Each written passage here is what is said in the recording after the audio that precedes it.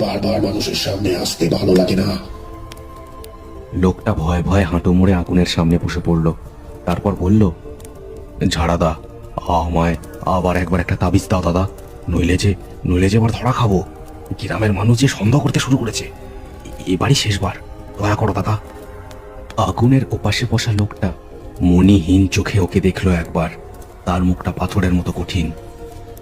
বেশ, এই শেষবার, আর কোনো দিন আমার দেখা পাবি না তুই। লোকটা এ কথা শুনে যেন ধরে প্রাণ পেল। ধুতির কোঁচড় থেকে একটা পচা মাছ বের করে রাখলো আগুনের সামনে। আগুনের ওপাশে বসে থাকা লোকটা সেটা দেখে মুখে এক চিলতে হাসি টেনে নিজের হাতটা মুঠো করলো আর ধরলো জ্বলন্ত আগুনের মধ্যে। চাদর ঢাকা সন্ডাটা দম বন্ধ করে দেখছিল সেই দৃশ্য। জ্বলন্ত আগুন কিন্তু ছুতেও পারছে না লোকটার দেহ। কয়েক মিনিট পরেই হাতখানা বের করলো সে। তারপর একটা কড়ি হাতের তেলোয় ধরে লোকটার দিকে এগিয়ে দিল। নে, এটা রাতে ঘুমের পর অশুচি অবস্থায় ধারণ করবি দেহে। আর খেয়াল রাখিস যেন এতে কোনো রক্তের দাগ না লাগে। রক্তের ছোঁয়া লাগলেই কিন্তু এর সব ক্ষমতা তখনই শেষ হয়ে যাবে। নে। লোকটা হাত বাড়িয়ে কড়িটা নিল। তপ্ত সীসার গুলি যেন একটা। সঙ্গে সঙ্গে ঝপ করে আগুনটা নিভে গেল।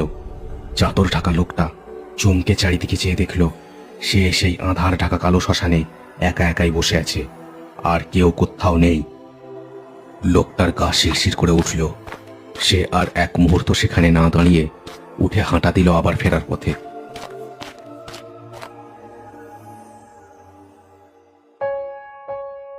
এই বাতাসিকর জায়গাটা মাঝারি একখানা গ্রাম। সাতমুখী নদীর ধারে গড়ে ওঠা এই জনপদ বহু পুরনো এক গঞ্জ। খুব আধুনিক গ্রাম নয় এটা, উল্টে একটু পুরনো সময় আটকে থাকা এক টুকরো অতীত বললে খুব একটা কম বলা হয় না। এই বাতাসিকরে বহু সম্ভ্রান্ত মানুষের বসবাস।